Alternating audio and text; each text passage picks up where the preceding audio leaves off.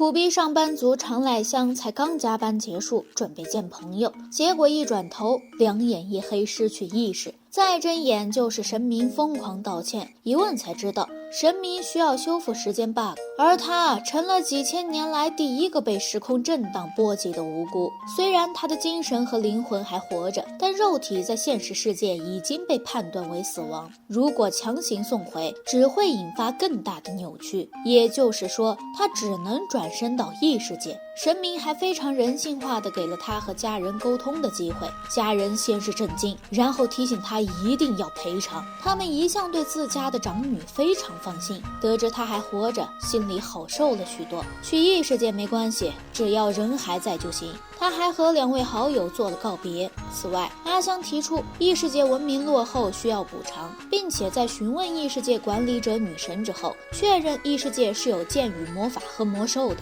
女神似乎还是地球神明的粉丝，加上阿香眼神相对锐利，女神给了她很大的优待。阿香并没有考虑获得强大的力量，而是往后勤的方向发展。她提出了几个要求：首先，能够获得任何语言精通读写；其次，要能创造出自己想创造的药物，并且随意编出任何适合的容器；最后，转身的肉体仍然是自己的，并且刚成年。女神犹豫了一下，答应了，并且还给他补上了无限容量、时间停滞、任意存取其他人无法使用的异世界存储空间。阿香走前还提出要和女神交朋友，怎么还连吃带拿的啊？结果阿香一转身就发现语言系统卡 bug 了，自己竟然能够听懂鸟类的对话。他们还在聊某个王国哥哥为保护弟弟受伤退位，阿香完全不在意，年纪也恢复到了初3的年龄，因为脑袋磕到树，正好变出了恢复药水。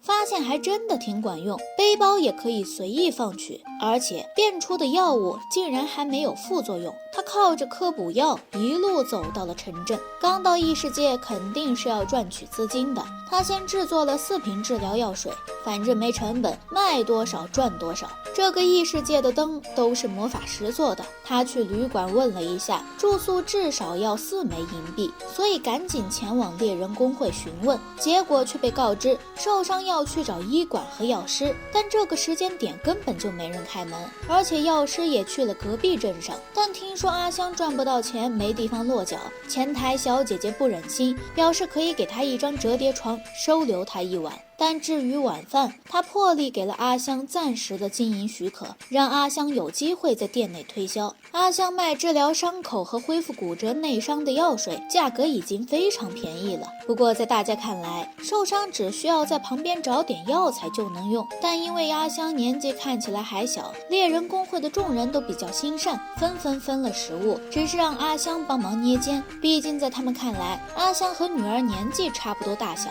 最后，药水还是没有卖出去。他就在阿香吃饭的时候，突然有受伤的猎人被扶了回来，据说是被熊爪抓伤了，伤口十分严重。众人都觉得救不回来了。阿香疑惑，为什么没有治疗师和药水啊？现在可是人命关天的事情。眼看一行人愣在原地，阿香赶紧上前，将背包里的药水拿出来，让伤者的女朋友给他喂下去，同时自己用刀刮掉了腐肉，再把治疗外伤的蓝色药水泼到伤口上。众人惊讶地发现，这个本来以为必死无疑的猎人竟然被治好了，就连旁边手臂被划伤的猎人也获得了一瓶药水。众人直呼天使降临，纷纷庆祝着要大喝一通。第二天一早，阿香醒来就长叹一声，女神告诉她这个世界什么都有。结果她一问猎人，才知道治疗创伤的药物都是用药草做的，像她这种和魔法一样的药水几乎没有。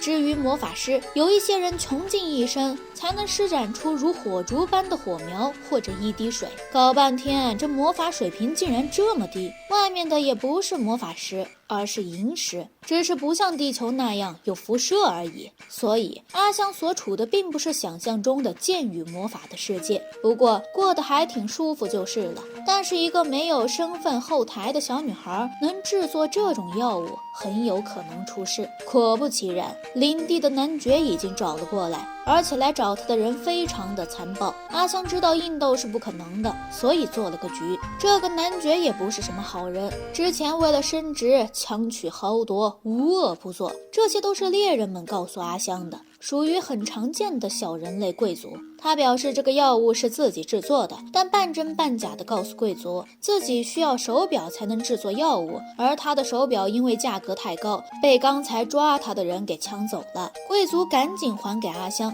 但阿香却说被弄坏了，那个人肯定是嫉妒领主能霸占药水，先是引发两人内斗，随后阿香又说手表可以自己修好，但是需要工具和时间，让领主给他提供了工具和房间，然后又拜托女仆给他找来几个个子相仿的女仆，说是需要一位助手帮忙，而且只让对方在宵夜时间过来。他挑选了其中一位黄发女仆，趁着对方送来宵夜的时候将其迷晕。好在药物只维持1个晚上，他先是把房间内所有的家具和食物收走，然后扒掉了妹子的女仆装，幸亏对方身上还有内衬。之后阿香在喝下能够变换发色和眼睛的药水，伪装成女仆离开房间。男爵看着房间内花大价钱购置的家具全部消失，他的内心都崩溃了。而阿香离开领地也做了发色伪装并换了衣服，他发现有追兵过来，躲在树后，却听见那些猎人们聊天，说他们只是装装样子，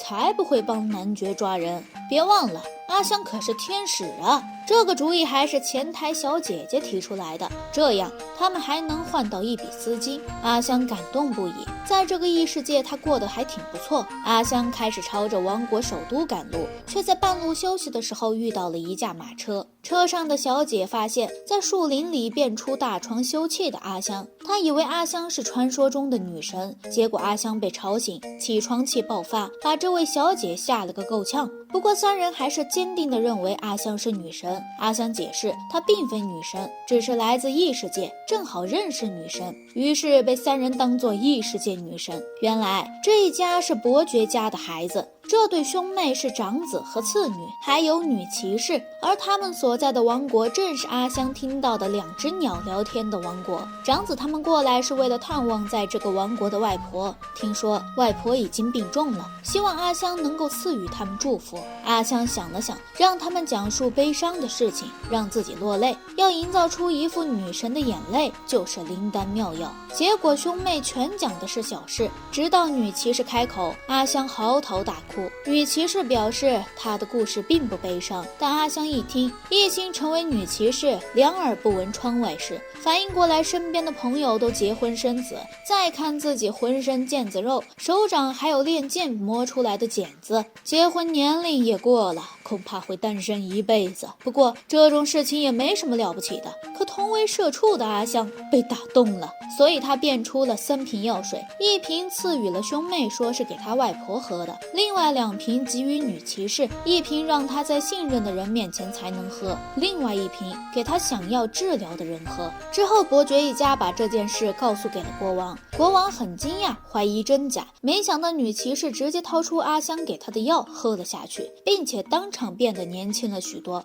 随后女骑士将剩下的1瓶药水交给国王的哥哥，说是希望他能喝下去，治好无法动弹的那只手。国王也表示他更希望大哥继承王位，毕竟大哥是为了救他而受伤，并且一直在辅佐他，真正该登上王位的是大哥。大哥喝下药水后手臂恢复，可没想到他拒绝继承王位，并表示国王太麻烦了，自己只想享受平淡人生，弟弟继承王位是最好不过的，而且他对女骑士也有些好感。另一边，阿香搭乘顺风车前往了王都，他发现这个世界虽然有很多宗教，但信仰的只有女神。阿香为了搞启动资金，把从男爵那里顺来的银器给卖了。一开始当铺还不相信他普通人家的女孩有这东西，架不住阿香会编故事，他感动的付钱买下了银器。而阿香本来就因为是亚洲人，虽然达到了成年年龄，但外表是小孩的模样，所以大部分人都不是很信任他。但偶尔也能利用起来。阿香决定好好发展自己的事业线。与此同时，王宫的王太子差点被工作压垮，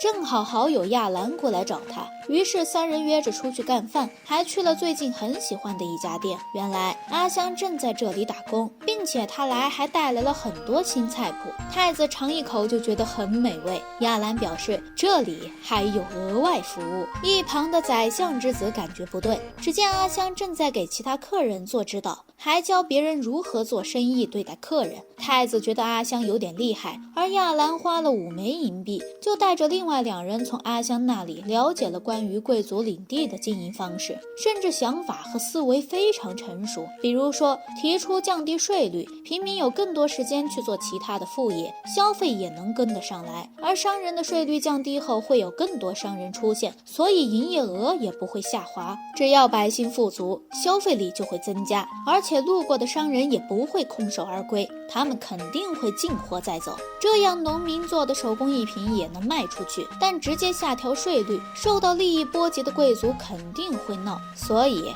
他们问的是短期内如何使领地增收。而阿香的回答非常完美，亚兰他们觉得阿香非常厉害，没想到太子却说他想得到阿香，两人看他的眼神都不对劲了。要知道阿香现在可是幼女外表，吓得太子赶紧解释不是那个意思啊。而阿香做的食物之所以好吃，是因为她的技能可以制造各种液体，很多调料也包括在其中。虽然她没有使用制作魔药的技能，但这种平平淡淡的日子也不错。而2位好友却问阿香如何看待亚兰的那个朋友，其实指的就是太子。这家伙最近几天天天来找阿香，因为骚扰的频率太多，以至于给其他的客人添麻烦。于是阿香终于忍不住出来警告，并表示他要是再这样，这家店就不欢迎他。就连老板都是支持阿香的。太子却打算把阿香拽出去，店里其他人自然不允许，立刻出现阻止太子。这下他连身份都不敢公布了，这不是自取其辱吗？太子只能失落地离开。亚兰和宰相十分无奈，虽然知道你看重人才，但你首先得尊重人家的意愿吧。几天后，太子并没有再来骚扰，但阿香却得到了王宫的传唤。阿香从男爵那边薅来了不少礼服，他拿着信件进入王宫的时候，因为眼神比较凶狠，还被护卫当做了谁家的恶意大小姐。阿香在赴约之前告诉店长他们，自己准备离开王都了，毕竟自己的能力很有可能被贵族盯上了，所以他准备和好友们告别再走。信件邀约是1周之后，炼制魔法药水的事情应该没有暴露，但不赴约很有可能给店里招来麻烦，所以他不打算逃避。阿香并不知道今天晚上就是选拔太子妃的日子，看到别的妹子还在疯狂想办法吸引太子，他赶紧换上女仆装混入人群。亚兰得知太子在等阿香，很是惊讶。宰相表示他刚才看到了阿香，太子立刻冲了出去，发现阿香穿着女仆装，很生气地说他是自己邀约的客人。阿香说他邀约什么都没说，只让在开宴会的时候过来，而且他连礼服都没有。太子立刻追问了送信的子爵，他发邀请函的时候可是再三叮嘱一定要把礼服、鞋子、宝石还有请柬送到手里。结果子爵看她是平民女孩就不以为然，随便把箱子和信封丢下就走了。阿香以为信封是给自己的，箱子是给邻居的东西，所以并没有去拿。很快箱子就不见了。太子大发雷霆，准备之后算账。不过既然阿香来了，太子松了口气，直接宣布阿香就是他的未婚妻。众人大惊失色，阿香也吐槽哪有平民当太子未婚妻的。太子表示这没问题，之后再安排一个贵族养女身份就可以了。被阿香吐槽，他的公然宣布还有什么用？除了之后挂名给王室出丑，啥用也没有。而且王子根本没有问过他想不想结婚。阿香表示他才不想当什么太子妃，是绝对不会和王子结婚的。现场众人更加震惊。然而阿香却说，璀璨之夜中，王妃可是稳居前3。国王心虚地看了一眼自己的王后，阿香表示，当了王妃没有私人空间，不能和特定的某人走得太近，对讨厌的人也需要笑语相迎，孩子交给乳母带，自己要处理公务，甚至要被催生很多孩子，不论男女，身心受到摧残，丈夫却和情妇睡得正香，这样的人生有什么意义？几句话让王后当场破防落泪。阿香吐槽，嫁到贵族家都是这样的，连一个真正的朋友都没有，就沦为了生育工具，还要被公婆刁难，连回娘家的机会都没有。丈夫却打着贵族的幌子疯狂出轨，现场的夫人也嚎啕大哭。阿香却说，子爵倒不错，身份不高不低，和佣人关系也不错，孩子也有时间自己带，家人关心，居民爱戴，还有幸福的田园生活。她追求那种幸福的生活，而不是身份高高在上却没有自由。太子说，阿香拥有智慧和美貌，和她联手一定能把这个国家治理好。然而阿香却知道，太子只是想利用自己的智慧，所以当场划破脸颊。毁容的女子自然是当不了王妃的，她都做到这一步了，宰相和亚兰也只能劝太子放手。阿香捂着伤口逃离王宫，她并没有立刻治疗伤口，而是冲到了城门口。护卫看到她脸颊受伤，听说她得罪了贵族，不忍心拦截，毕竟女孩脸都毁了。他还送了阿香一个背包和几枚银币，阿香非常感激，出了城门立刻治疗了伤口，并搭了路过商人的车去下一个城镇。商人在和阿香沟通中发现她非常聪明，到了城门口就邀请阿香来他们家商会工作，还表示他们家商会是数1数2的大商会。但阿香最讨厌被束缚，上辈子就已经累得够呛了，所以她直接拒绝了商人。商人都怀疑自家商会是不是破败了，怎么被嫌弃成这样。阿香想要的是包吃包住且行动自由的工作，并表示想攒钱，将来自己开个店，所以现在是想开学习一下。前台问阿香会不会做饭，并给了她一个工作，提醒她坚持不下去就放弃。阿香发现这个工作就是给工坊做饭洗衣服，只要做完时间是自由的。阿香觉得这个工作还不错，结果刚到工坊就听到爆炸声。工坊的主人表示有几天试用期，因为之前大部分员工都坚持不下来，所以他要白白给中介费，现在有试用期就轻松多了。阿香进入房间就发现里面有一股怪味儿，也难怪前台说他可能坚持不下来，不过没关系，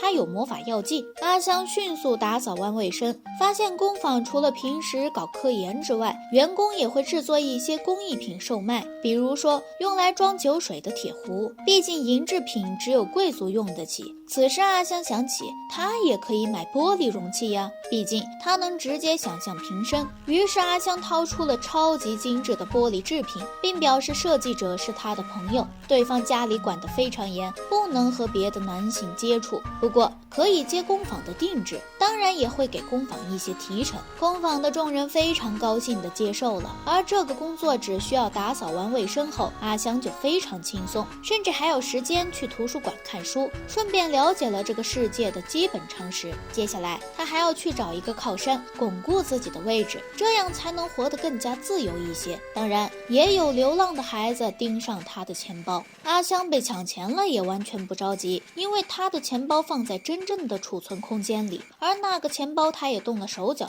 对方想跑也跑不掉。阿香晚上会去见这里的孤儿，因为了解了知识，他才知道这些国家并非表面上看上去那么和谐，深入了解就会发现阶级固化严重，贵族根本不把穷人当人看，无论多努力奋斗都过不上正常人的生活，别说孤儿了，为了活下去他们不得不犯罪。在阿香看来，这样的社会是畸形的，所以阿香会在深夜戴上斗篷和面具，变换发色，去帮助生病的穷人。她以女生朋友的名义开始暗中行动，通过孩子们着手消息，成功构建了一个号称女神之眼的组织。阿香一直在用自自己的技能救人，正好就救到了之前遇到的商人的女儿。商人还真认出了他，他们也听说过神秘之眼的事情，但据说这个组织只救助没钱的平民。但阿香说他们救的是心善之人，因为商人之前出资帮助过平民，所以阿香才从孩子那里了解到商人女儿病重的消息。商人没想到自己好人还有好报，阿香知道贵族和商人也并非全员恶人，再加上需要地位巩固，脱不了和这些人沟通的情况。商人表示他可以贡献出自己所有的财产，阿香并没有要，只拜托他保密自己的身份，并告诉他需要帮助的时候提供资金即可。阿香靠着这些手段拉拢了商人和贵族，顺便救助他人，可谓是一箭双雕。之后阿香还从商人这里带了糖粉给那些孩子，而为首的那个男孩很是不好意思，原来他就是之前偷了阿香钱包的人。阿香在钱包里面下了毒药，别人触碰会手掌肿胀疼痛，所以找到男孩的时候他已经犯病了。男孩表示他偷钱是为了救助自己的同伴，对方现在已经重病了。于是阿香立刻跟着男孩去找了他的同伴，并且用药水治疗好了女孩贝露。之后阿香就收拢了这些孩子，让他们去寻找受伤的民众，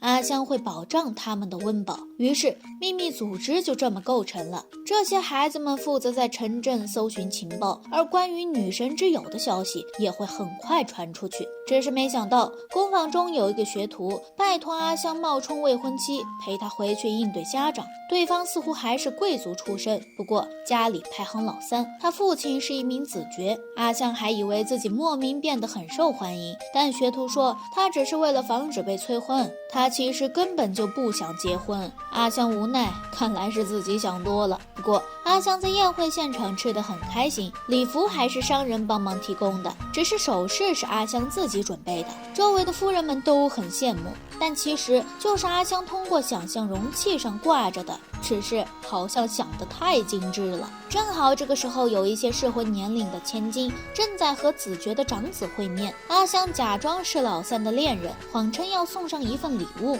但其实他提前通过那些孩子们收集到情报，了解到长子的护卫曾经为了保护他被灰熊伤到了腿，而长子心疼护卫并没有辞退他，而是将他留下来，决定为其养老。于是阿香拿过酒杯，宣扬两人主仆情深，向众人是否觉得两人有资格得到女神祝福。现场人群纷纷举手，于是阿香伪装成女神赐福的模样，将凭空多出来的药物交给护卫，护卫喝下后竟然真的恢复了。随后阿香趁着他们惊叹的时候悄悄溜走，女神的传闻很快就蔓延出去，教会立刻开始调查阿香。要知道他们的女神上次出现神迹已经是53年前，这家伙想把阿香收到教会，但看起来并不是什么好人。而另一边，老三发现阿香竟然还在工坊，但很快他大哥就找了过来，说阿香受到了王宫的传唤。阿香也没想到这么快就来了，而这个国家的国王可不就是那对兄弟吗？国王一直在焦急等待阿香，没想到却听到下属来报，阿香竟然遭到门卫拒绝，没能进入王宫。其实这一切都是阿香的计谋，他表示自己是平民，当然要以平民的身份去见国王。果不其然，在门口被不以为然的门卫拦住，对方还想占他的便宜。阿香当时就借着这个机会做出生气的模样，发誓不再进入王宫，也不会听贵族和任何人的命令，要以自己的自由行动。因为向女神起过誓，王宫就不好再传唤他了。国王叹气，因为这个世界对女神的誓言是绝对忠诚的，所以就连国王都没办法，教会更是不能再传唤阿香，再加上他也不是国王的公民，这个国度也没办法命令他。教会本来还想闹事，结果阿香直接变出了液体炸药，假冒成河神阀，消息很快就传了出去。于是王国和神殿就吵了起来，两方都想邀请阿香去他们那里，最后演变成了两方势力对决。阿香不得已在中央广场见了两边，并询问他们为何非要见自己。国王表示面见神使不是理所当然的吗？他们以为阿香是来赐福和祝福的，但阿香表示根本没那回事，他只是偶然出现在这里，不会因为任何缘由帮助某个特定的国家，而且他了解女神，除非特别感兴趣和喜欢的事物，他才懒得管别人的死活，而且他也发过誓不再进入王宫。神殿表示，阿香作为女神的使徒和信徒，一定要来他们这里。但阿香却说，她并非女神的信徒。要知道，她的国度有800万神明，女神在她眼中是其中一位神明。她和女神的关系只是朋友而已，她并不听从于女神，两人是平等的。她只是帮助女神赐福心地端正之人，但凡有想威胁她，必定会遭到惩罚。这也是阿香的计划之一，放出威胁，女神之眼能够继续展开活动，别人也不敢贸然得罪她。终于发现阿香还真的能和女神沟通，因为她吐槽了女神的胸口大小，被女神用盆子给砸了。这下众人也不敢对她说重话，在人群中的黑袍男却默默离开了。自从上次的公开会议结束后，国王和神殿都不敢再来打扰阿香，镇上其他人对阿香态度也很好，在他们看来，阿香就是被神明宠爱的普通女孩。阿香觉得目前已经安定下来了，可以找一个靠谱的贵族帮忙拓展业务，毕竟孩子们没有身份打底，确实很难行动。没想到拐角就遇到了之前的女骑士，只是没想到对方竟然变成了如此年轻的模样。阿香都没想到他脸蛋儿变得这么光滑，但考虑到此人性格正直，而且帮助了他人，并且还依托于伯爵家，所以他觉得此人可信，问女骑士可不可以帮他引荐伯爵。女骑士表示可以，但目前他已经效忠于另一位大人，原来就是国王的王兄罗兰德。阿香想起前段时间才说了不会听从任何人的命令，现在又和王宫的人接触，真是尴尬死了。罗兰德立刻表示他绝不会命令阿香做什么。阿香考虑到他身份高贵，贵族不会再来找麻烦，于是同意了他们加入秘密结社，并且准备密谋贩卖治愈魔法药剂。阿香首先表明了自己不会帮助某个特定组织，他的目标就是贩卖治疗药水，但贩卖的药水效果相对普通，同时价格也会更加便宜。他希望在普通民众、猎人或军人受伤时都有治疗手段。另外，药水的效果只有5天，所以无法长期囤积，这样也可以避免战事发生。大家表示这样已经很好了。要知道，隔壁帝国一直虎视眈眈，如果药效只有5天，是无法及时送到那个帝国的。商人说他们商会可以帮忙贩卖，而这个组织直接从女神之眼进化成了女神之光。阿香差点脚趾抠穿地板，考虑到之后就能赚一笔钱，还能给组织发工资，阿香美滋滋地返回宫房。没想到老三却告诉他，阿香原本的国家来了人。定睛一看，这不是那个太子吗？阿香3人跑到了这边，听说阿香把王宫和神殿都训了一顿，觉得阿香一定不能在这里混下去了。太子说什么都想把阿香带回去，宰相劝他冷静一点，首先得道歉啊。而这群人一过来就发现阿香的伤好了，没想到阿香张口就说他们要找的是自己的妹妹。太子被忽悠瘸了，哪里敢说他妹妹气得划伤脸逃走的事情。阿香直接表示他妹妹喜欢太子身边另外2个男生的类型，并说太子看起来太巨婴了，没意思。3人表示他们要邀请阿香回去，这样还能和妹妹一起生活。阿香却说妹妹才华横溢，自己有治愈能力，要是2个人待在同一个国度，只会引起纷争。太子本来还想带人走，但其他人自然不会同意，所以太子他们只能悻悻离开。即使知道阿香就是本人，他们也没办法带走阿香，但太子还是不愿意放弃。另一边，女神曾经降临过的王国教皇不乐意了，因为53年前女神的神迹消失后，他们教国的国气越来越差，他们教国的国威越来越差，所以决定把阿香抓走。认为这份女神的恩赐应该属于他们。另一边，阿香他们正在源源不断地制造药水，同时也开展了送货业务，让无法行动的病人们也能喝到治疗药水。因为病患减少，居民的就业率上升，罗兰德还考虑削减医疗方面的预算。阿香立刻阻止，万一自己突然消失，没有魔法药剂，他又该如何？医疗资源和发展是必不可少的。随着销售额度越扩越大，其他国家也铺设了路线。罗兰德也收到了邻国太子来的消息，很担心会演变成外交事件，而帝国却因为这个保质期的问题愤怒不已，觉得阿香就是故意针对他们国家，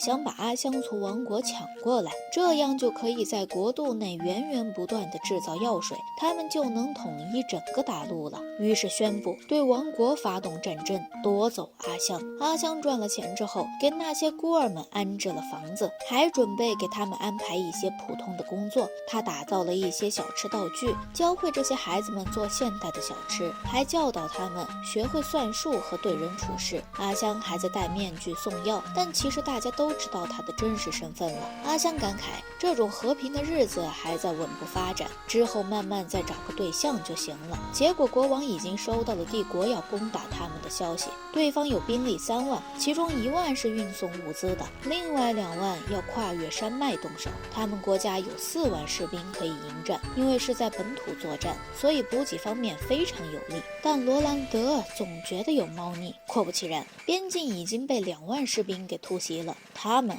竟然联合了旁边的教国，对方甚至还派人过来说要保护女神的使者，准备把阿香给接走。罗兰德却说不用同意，教皇那边却始终要见阿香一面，并表示他们要保护阿香。结果阿香直接揭穿了帝国之所以能够这么快袭击边境，是因为教国那边明明看到了，却没有通知消息，他们和帝国是同一个联盟的，所以直接让罗兰德告诉其他国家，教国背叛了女神，放弃了中立的位置，并且直接让其他人给逮捕了这些人。毕竟他们已经违背了神明的旨意，而阿香并没有这么简单放过帝国的人。这才哪到哪儿，他告诉众人自己要出趟远门，顺手去歼灭一下帝国军。他出门前给那些孩子留下了一批药和钱，并告诉他们有危险就赶紧逃。不过孩子们却嚷嚷着要跟他一起去，是阿香给了他们生存的希望，而他们作为女神之眼的成员，自然要帮助阿香。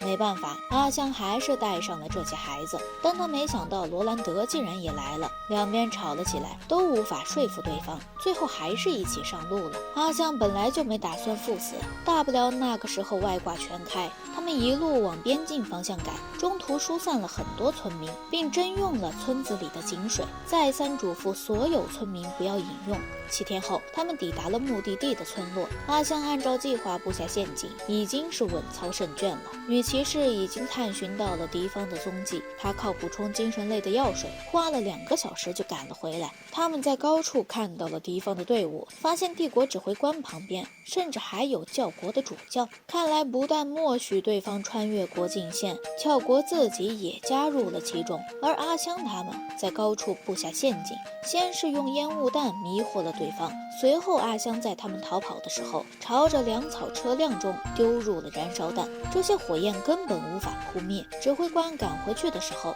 物资全部被烧完了，主教还以为他们遭受诅咒了，但指挥却让他们把能用的东西全部捡起来，准备直接从前方的村子里抢物资。而此时村落所有人都已经撤离，阿香拿出了一盒药剂，开始了计划的第2步。先行部队喝了井水之后出现腹泻，指挥官意识到他们被投毒，却发现村子里没有人和牲畜。罗兰德表示行军最怕的就是没有水，没想到这个时候一个村子里的小孩跑了过来，他说村里有一口隐藏的井，即使是干旱都没有枯涸过。本来村里的人不打算对外说，可架不住村子里出现了叛徒，他们准备告诉帝国的人换奖金。而男孩一个人跑出来揭发，是因为阿香的药水救了他的妹妹。阿香他们立刻冲到了井口所在的位置，果然在那里看到了敌国的士兵。这个时候再想放泻药已经来不及了，没想到团队中的女孩贝佳却一把夺过药水，在所有人都没反应过来前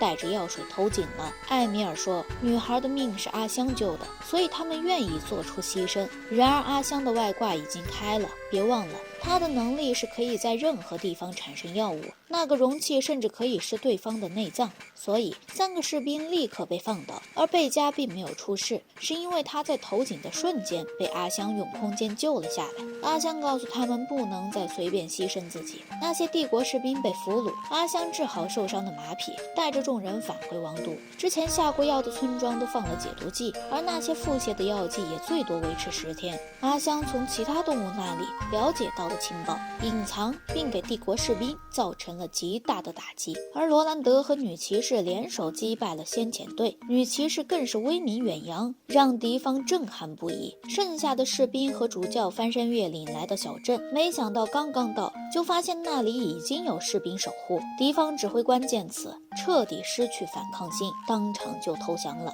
罗兰德觉得这操作会不会有点卑鄙？阿香却说，难道非得正面开战，死个几千人才算高尚？罗兰德无话可说。阿香让其他孩子们返回王都，并直言接下来他无法保全他们。现在这些孩子还是累赘，但他们可以回家守护好王都，做好力所能及的事情，所以孩子们才答应离开。而罗兰德他们看得出来，阿香有别的计划。阿香说自己打算独自去西方旅行一趟，不过罗兰德和女骑士都不同意，所以队伍还是跟上了阿香。不过阿香的白马跑得飞快，他们差点都跟不上节奏了，还意外地发现阿香能和马匹对话。阿香之所以前往西方的战场，是因为考虑到这场战争因自己而起，所以他准备亲自解决问题。王国的指挥官分析，先来偷袭的小队即使投降了，帝国也不会认输，因为这是一场勾结行动，一旦战败再宣扬出去，就不会再有国家和帝国来往，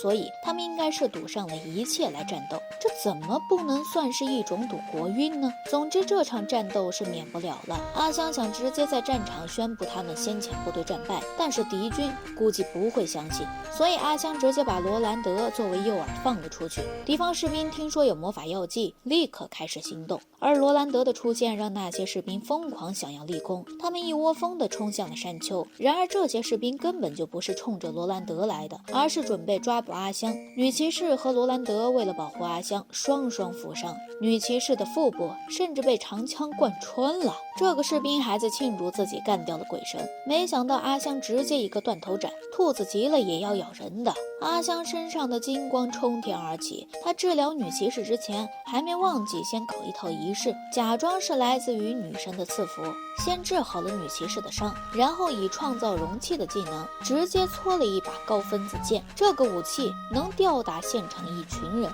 女骑士拿到剑已经杀疯了，罗兰德一行人露出期待的神色，于是阿香干脆也把剑分给了他们，还让他们盯紧女骑士别疯过头了。另外武器在战争结束后是要还回来的。敌方收到消息，得知女骑士还被封为了圣骑士，获得了圣剑，整个人都慌乱不已。而女骑士已经大杀四方，士兵们闻风丧胆，纷纷逃窜。阿香为了减缓伤亡，直接放出了爆炸。敌方见状，终于意识到自己似乎得罪了不得了的人，甚至可能不是女神的使者，而是女神本人，于是下令撤兵离开，想必之后也不会再来侵犯，而教国也会失去中立国的地位。敌方因为喝了阿香的吐真剂，坦白了真相，而女骑士因为这次复活事件彻底成为了阿香的小迷妹，直接选择效忠于阿香。罗兰德惨啊，到嘴的老婆都跑了，刚才的神剑也被收回了。几天后，三国开始正式谈判，结果教国的教皇竟然过来了，于是谈判从私密对话变成了公开，不少邻国的势力也来围观。国王的要求也非常简单，就是帝国赔偿一大笔费用，另外还有战俘的开销。结果帝国却说他们先俘虏了阿香，而且不让帝国购买神药。阿香吐槽那是有效期的问题，怎么能因为亡国的鱼打捞起来送到帝国不新鲜就发起战争呢？但是他也理解帝国挑动战争的原因，因为帝国所在的位置都是山区，很难发展，所以以阿香扒拉出了大地图，指出他们领地海域里有一片土地是平地，而且那里拥有大量的矿产物，他们可以造船前往那片地区开垦，又让王国同意帝国分期付款赔偿金。帝国十分感激阿香，但是教国不同意赔偿，还说阿香是污蔑他们和帝国合作，甚至说阿香不是女神的使者，说她是冒充使者的恶魔，而且掏出了水晶球，表示女神给予了他们的祝福，在危急关头可以用水晶球召唤女神。然而女神压根没有给任何国度祝福，她只是来到这个世界消灭时空扭曲，顺便留下一个水晶球，让他们再次遇到扭曲时通知自己。没想到这群人竟然因为这个原因把她召唤了过来。女神趁这个机会和阿香聊了一会儿，并告诉所有人自己并没有给任何国度分高低贵贱，这些宗教仍然可以崇尚和信任她，但不允许别人打着她的名义去欺诈牟利。得知阿香在这个世界过得还算不错，于是女神决定去见地球神明。阿香让她早去早回，别下次再来自己都变成老年人了。没想到女神意味深长地说，才不会呢。阿香顺便还祝福了女神恋情顺利，而女神的降临彻底解决了教国。圣职者因为牟利被抓了起来，帝国他们谈好了条约后赶紧回到了国土。4年后终于造出了新船，而船上的神像竟然是按照阿香的模样雕刻的。阿香辞掉了工坊的工作，由女神之眼的另一个妹子接任了工作。对方现在和老三打得火热，而之前准备牺牲自己的女孩也和同伴产生了情愫。两人年纪相仿，又都是一起长大的孤儿，在一起简直顺理成章。之后罗兰德也向女骑士求婚了，看情况是被接受了。可这样一来，唯一的单身狗又只有阿香了。于是阿香告诉众人自己准备周游各国，顺便找个对象。但众人都看得出来，阿香这么多年过去根本就没有长大，也难怪女神当时露出意味深长的笑容，合着是把神明的时间轴安在了阿香身上。阿香宣布离开，并表示魔法药剂也会断掉，但这才是原本正常的世界。女神的恩赐应该平等地降临在各处。罗兰德早就做好了心理准备，这4年来他们国家的医疗水平突飞猛进，并没有因为药剂出现而搁置。而阿香说要离开，罗兰德他们也跟了上来。阿香准备先前往之前的国度和朋友们告别，然而太子还在那个国度。4年过去了，这家伙还没结婚，满脑子都是求娶阿香。结果他匆匆赶到餐厅，却得知来的是阿香的姐姐，而且还听说了他们导致阿香毁容的事情，并且立刻垮了一张脸。太子吓了一跳，赶紧开溜。另外2人都劝他干脆放弃吧，他们大概猜出其实根本没有所谓的姐姐了。然而太子死活不愿意放弃，非要求娶阿香。此时阿香已经踏上了新的旅程，他和罗兰德他们冒充贵族一家人进了新的城市。阿香他们来到了新的城市，结果开房的时候，因为2间双人房1间单人房，他这只单身狗遭到了前台的同情，但他们都要谎称是贵族兄妹一家。阿香本来打算假装是普通贵族千金，多赚点钱找个对象，结果一出门就被人包围了。他倒没有反抗，而是束手就擒。被抓后才发现还有其他女生被困，也就是说这群人是美少女诱拐团。阿香竟然意外的有些喜滋滋，而罗兰德他们收到阿香没吃晚饭的消息很是震惊，因为阿香平时很抠门的，不可能交了食宿费后不吃饭，也就是说阿香肯定遇到了回不来的情况，所以4人立刻追了出去。而此时阿香发现这些女孩中也有受伤的人，她一边治疗女孩，一边把看守人员吓走，并忽悠追过来的人说刚才逃走的人睡迷糊了。她并没有打算现在就离开，而是准备深入诱敌，抓出这个绑架团伙的所有成员。而此时女骑士他们已经找疯了，阿香带着这群孩子们吃喝玩乐，把另外2个人吓疯了。于是第3个看守人过来看他们，阿香发现此人是个话痨，趁机从他口中套出了一些情报，发现这不是简单的诱拐，很有可能还是奴隶贩卖组合，这可是罪上加罪的行为，不是几个小混混能轻易完成的勾当。这些人还说他们要是会卖乖，说不定能够成为贵族家的女仆或者养女，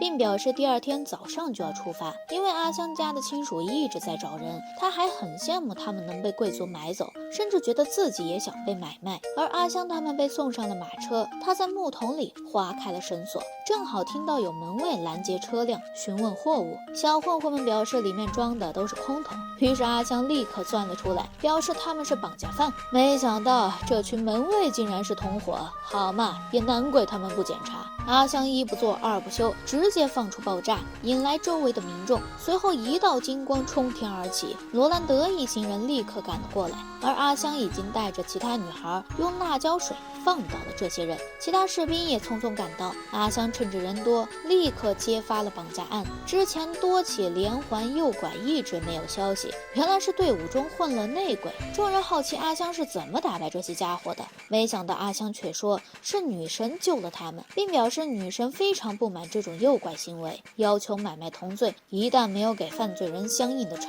罚，就会落下巨石压垮领主府，还会天降火焰烧掉整个城市。领主浑身发抖，赶紧命令众人抓起这些家伙。很快有孩子的母亲赶到现场，但其中的一个女孩并没有家人。经过询问，这孩子是被父母卖掉的，跟着买下他的商人一起行动时，遭到了那群混混绑架。不出意外的话，是会被送到孤儿院。领主说他可以写一封信推荐贵族领养，不过阿香决定收养这个孩子。旁边的贝露和艾米尔非常了解同为孤儿的感受，所以两人也支持阿香的决定。那个叫雷耶特的女孩也很喜欢阿香。众人一起出发，阿香决定变出一个马车容器。不是，这外挂也太能开了吧！容器是指概念上的所有容器吗？战马本来不想同意拉车，可一看竟然是战车，当即就答应了。另一边，女神也在和地球神明说阿香的事情。她说阿香帮助了很多人，对于帮助自己的人也会给予回报，比如被她扒了女仆装的妹子，她给予了柔顺的头发和肌肤药剂，最后成功嫁入豪门，吃穿不愁。帮助阿香逃跑的护卫，受伤的儿子得到了治疗，得到夸奖的神明十分开心。只是没有人发现，在这个世界的树丛中竟然出现了时空波动。阿香心血来潮，准备去泡温泉。另外两妹子一听说能美容，立刻同意了。他们来到一处山村，村民说山顶倒是有温泉，但是大家不怎么去泡，因为爬上去累出一身汗，泡完再下山又会出汗。但是阿香根本没有放弃念头，带着众人往山上狂奔。村里的人赶紧提醒小心山贼。众人上山，果然看到温泉。阿香在温泉口那里加装了容器，还放了能够美容的药剂混入温泉。本来想和众人聊恋爱话题，发现谈了恋爱的两人话题非常单纯，剩下的一个才刚成年呢，甚至还被反问为什么没有对象。阿香感觉膝盖中箭，偏偏此时有人出现在附近，被守卫的罗兰德和艾米尔逮了个正着。他们声称是附近村落里的人，温泉也是村子在打理，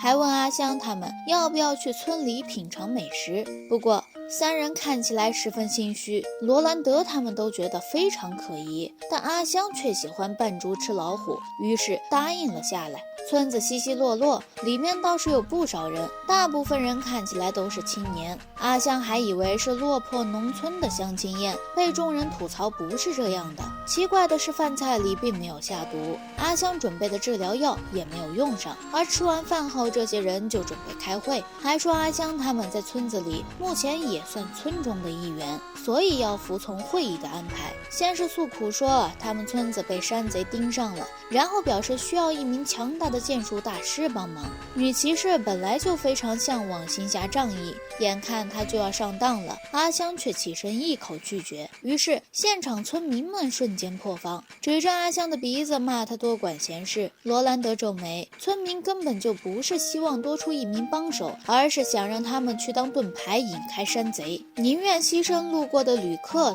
都不愿意去请求领主帮忙。阿香不可能傻傻的上当，所以带着众人准备离开。这群家伙这才变了嘴脸，赶紧坦白说他们村子子世世代代都在这里，直到最近突然来了一伙山贼，非要保护他们的村子，逼着他们贡献食物和女人，拒绝就会被当场杀死。他们也汇报过领主了，但这么偏远的村子，领主根本就不想管。他说他们已经无路可走了，被阿香揭穿，所以你们什么都不想做，就只让他们跟山贼动手。校长还狡辩说他们只是手无缚鸡之力的村民，但阿香却说即使他们这一次打退了山贼，这个地方如此偏僻，山贼会出现只是时间的问题。难道这一次他们依靠外人，下一次也这么做吗？别忘了他们的祖先是如何开辟的村落。村长叹气，他确实愧对先祖。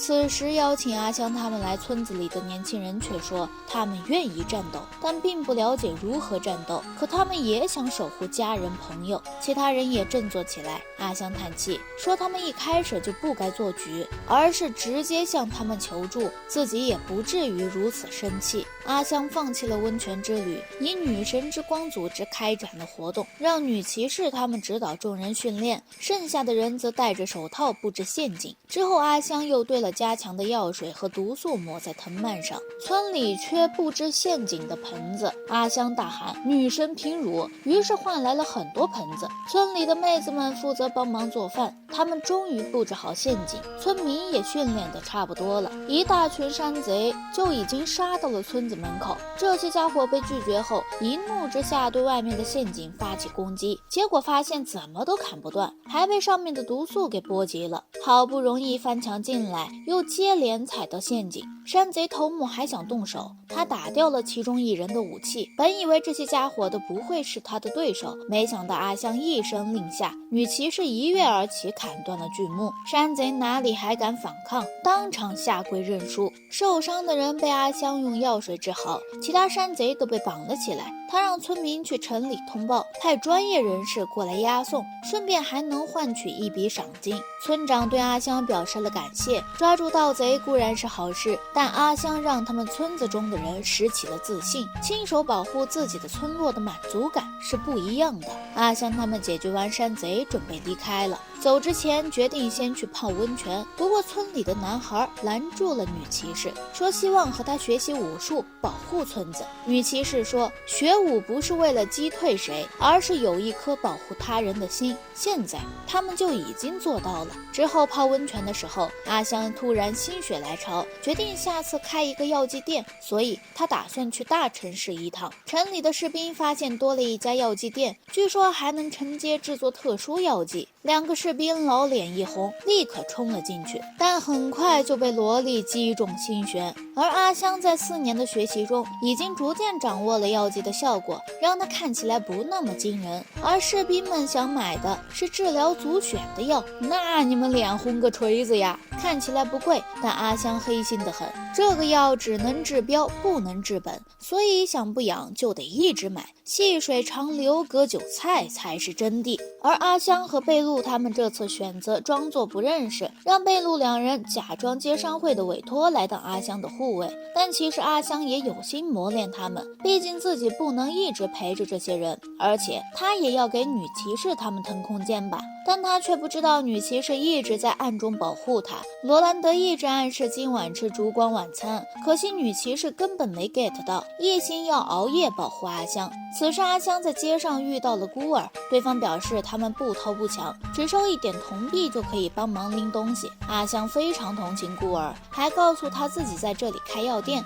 小孩很惊讶，在他看来阿香也是孩子。他收了钱对阿香道歉后就离开了。阿香觉得在这里搞一个女神之眼的织布也不错，而这个孩子回去后攒了很多铜币，他也照顾着其他的孤儿，但是这点钱根本就吃不饱。艾米尔和贝露却带着一堆食材找了过来，还给他们做了一顿晚饭。这个孩子在阿香那里听说了孤儿变成猎人的事情，于是他问两人如何才能翻身做自己。就在艾米尔犹豫能不能说出阿香神使的身份时，却发现贝露已经转移了视线。另一边，阿香察觉到有军方势力上门，让身边的小萝莉先去楼上躲着，自己应付了这个军人。来的这家伙看起来凶巴巴，却说和他同级的有另外9个，其他人要来谈生意，肯定也只会拍个下级。只要阿香之后报上他的名字，就不会有人找茬。另外，他会统一收购药剂，国家拨款，希望阿香只给他一个代理权，钱是不会少阿香的。阿香一想，有权有钱，还能避免别人找麻烦，说不定能顺着这家伙拓展人脉关系，到时候还能找个合适的对象。他觉得这个交易倒是不错。军方的人看到他这个表情，反而流了一身冷汗。之后阿香雇佣了那些孤儿帮忙。老大问阿香，自己也能成为像艾米尔那样的人吗？他希望孤儿也能发挥自己的作用。阿香便拿出口哨，说下次要找他会吹响口哨。阿香和军方的人完成交易之后，还被带去参观了军部，发现那些家伙在用火烛传递消息，因为阿香全语言精通，也能够看懂这些消息。结果回去后却听说这个军部的负责人坑了其他部门，因为他垄断了药水，其他部队就拿不到。阿香叹气，这小子搁这儿搞事呢。所以他答应找过来的这人，之后会额外提供其他部队的药物，也对那个负责人产生了警惕。然而这家伙刚走，就来了一个找茬的贵族。这家伙从之前的房东那里强行买下了这个房子，然后跑过来向阿香理所当然的施压加房租，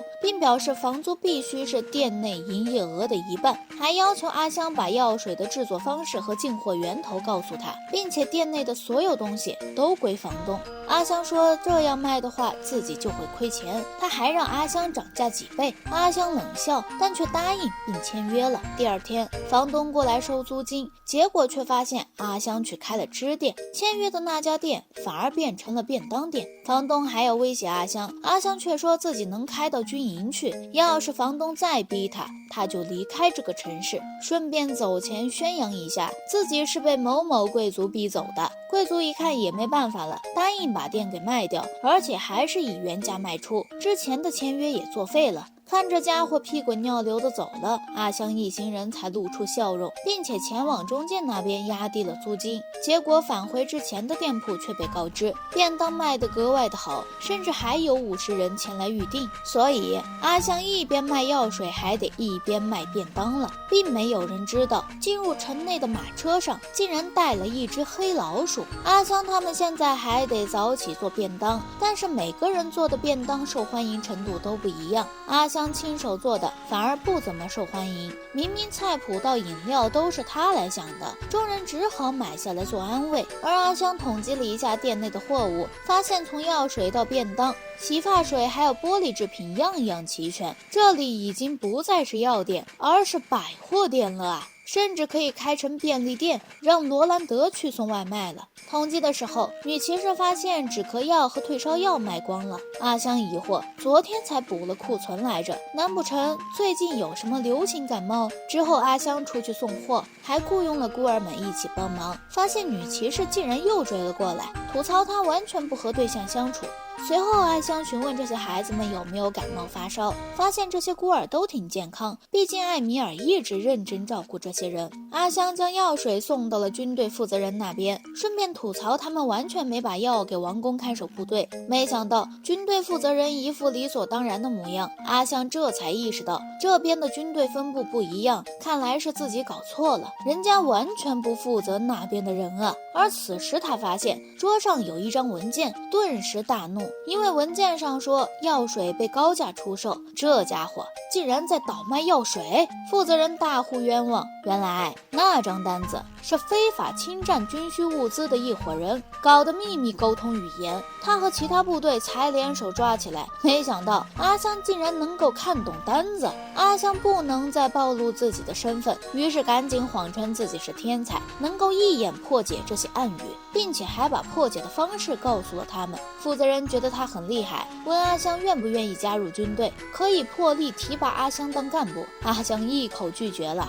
哪有那么多时间。旁边的中队长却盯上了阿香。之后阿香回到店内准备收敛一些，没想到中队长已经找了过来。他说自己有一个私人请求，邀请阿香前往他的宅邸。阿香觉得很可疑，但他生性爱吃瓜，于是答应了下来。他并不害怕此人是倒卖军需物资的成员，毕竟女骑士他们一直跟在身后，而这位中队长竟然也是一名子爵，分明是家主，但家中设施非常陈旧，而他想拜托阿香的事情竟然是去寻找宝藏，还说那是家族流传下来的藏宝图。如果是以前，他绝对不会动用藏宝图，可近几年来，家族名下的领地一直欠收，他为了让领地上的百姓活下去，几乎用空了金库和储备仓库。一般情况下就是向贵族借钱，但这样家族的名气也会被贬到底。不过他们家族还有一笔秘密财产，据说几年前有一艘沉没的无人船被暴风卷到了领地，那几年祖先管理的领地也遇到了干旱，为了应对危机，祖先卖掉了其中一部分财产，剩下的财宝都是由历代家族口口相传。可3代前的家主因为意外事故去世，留下的只剩一篇文档了，这让阿香想起了前世的上司，整整3个月都忘了备份，最后让自己来擦屁股。结果阿香一看暗号，上面警告只能在关键时刻动用财宝，根本就没有写标准地址啊！阿香告诉家主，这东西根本不能算暗号，就算想找也找不到财宝呀。阿香说自己能够读懂留下来的字，但是无法看懂传递的思想。看见家主失魂落魄，阿香也不忍心，毕竟这人是为了救百姓才想找钱，所以阿香造出了金属探测仪，并告诉他这玩意儿只对精炼过的高纯度金有反应。他打开探测仪，并设定了500克以上的金，然后就发现了楼上的金库。金库里值钱的东西基本都卖光了，剩下的只有密码箱里的几枚金币，但这几枚金币根本就凑不到500克，所以阿香绕到了金库后方，让家主拆掉墙壁，那里面空空如也。此时萝莉走了上来，说自己喉咙痛，阿香还以为她生病了，结果却发现只是脖子被蚊虫叮咬。她立刻回过神，掏了一枚铜币，刮掉墙壁腻子，果然在里面发现了大片的金块。家主感动，有这笔钱，他就能救下领土了。阿香告诉他，就算有再多的钱，也没办法一直扛住欠收，不如从根本上解决问题，分析现在土地欠收的原因，寻找更适合的种子。如果土地干旱，就挖井或者开凿引流，基础粮食也可以保住百姓不饿死。之后家族还把阿香引荐给家里的孩子认识，阿香以为终于能找到对象，结果两人却拜托阿香能把治病的药卖给他们。这几天，一种神秘的瘟疫瞬间传遍王都，症状包括咳嗽、发烧、头疼、腹疼、浑身疼，最快10天左右就病重身亡，连医师都没能反应过来。人们躲在家里，甚至不敢呼吸。城内进行了严格的管控。军部负责人告诉阿香，他们已经找到了病源，是王都附近的一个小村落，村子已经被军队给封锁了，但这并不能解决问题。而王宫那边竟然一直没给应对方案，被罗兰德吐槽，也太没用了。再这样下去，食物短缺，孩子们也会失去父母。保持沉默，什么都不做，或许是最好的办法。他给认识的人都发了制作的药水，不担心这些孩子们会染上瘟疫。作为普通人，他就应该什么都不做，但阿香肯定做不到这一点。他从来这个世界就决定要自由生活下去，想做什么就做什么，一旦有所顾虑，就不再是他自己了。所以阿香宣布，女神之光的组织再次开始活动。军部负责人这才知道，阿香就是传说中的神使。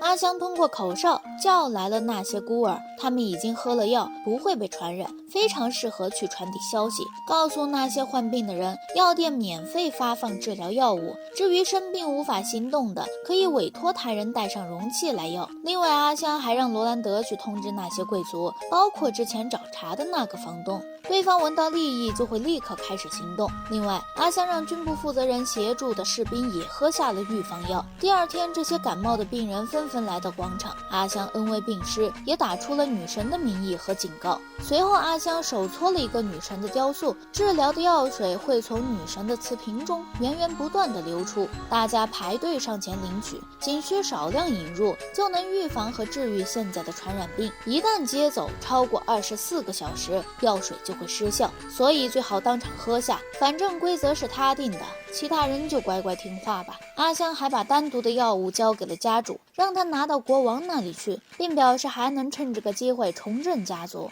家主没想到阿香能帮他到这个份上，果然就有贵族过来找茬，想赶走平民，自己独占药物，被阿香一发炸弹直接把马车给炸了，并告诉他贵族和平民同等，想要药物就排队。贵族哪里还敢反抗，老老实实去排队了。另外，阿香还准备去救被围住的村子，毕竟那些民众也是人。军队负责人听说后表示他们的部队可以救助，阿香作为使者可以为他们指明方向。于是阿香便带着负责人一起去了村庄。村子里的众人听说这个药可以治病，被发现有病人喝完就好了，立刻兴奋地冲了过来。幸亏罗兰德他们及时维护，最终排队把药物发了下去，还给无法移动的病人也送了药物。只一下午，原本死气沉沉的村子就复苏了。众人搬出桌椅，准备制作食物庆祝。阿香也大概猜出了病毒的源头，决定从根源上消除它们。他先是根据地图调查了最先生病的人的位置，然后最开始生病的那几人出行都会经过附近溪谷。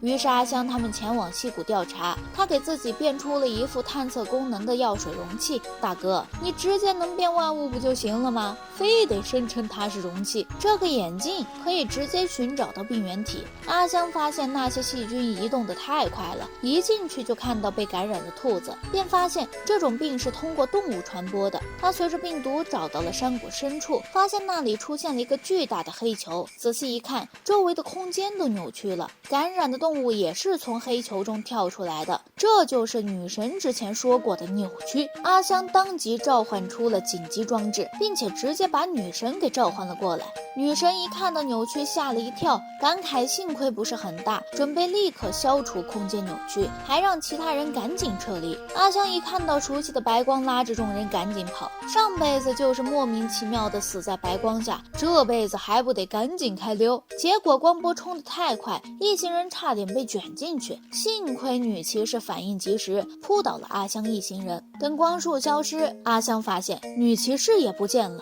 转头就看见她在训女神。作为朋友怎么能这么突然行动，吓得阿香赶紧捂住女骑士的嘴。这个女神还是由自己来忽悠的比较好，因为是扭曲带来的病毒感染，所以阿香忽悠女神，只要管好后续工作，说不定会得到地球神明的夸奖哦。女神顿时来了精神，高高兴兴地离开了。到这里事情也就解决了。阿香在离开村子的时候和军部负责人告别，对方问阿香，王都的这2个雕塑怎么办？毕竟现在神殿和王宫正在抢夺，而阿香却摆摆手，这玩意儿一旦有人想移动，在5天后就会自动消失。至于军人之前会得的足癣，因为这个药能治百病，所以顺便就给治好了。之后阿香他们又踏上了新的旅途，下一个目的地是海边，这次可以享受一下海鲜了。阿香在异世界过得非常开心。那么本期视频到这里就结束了，我是小白爆肝队5号机，我们下期再见啦，拜拜。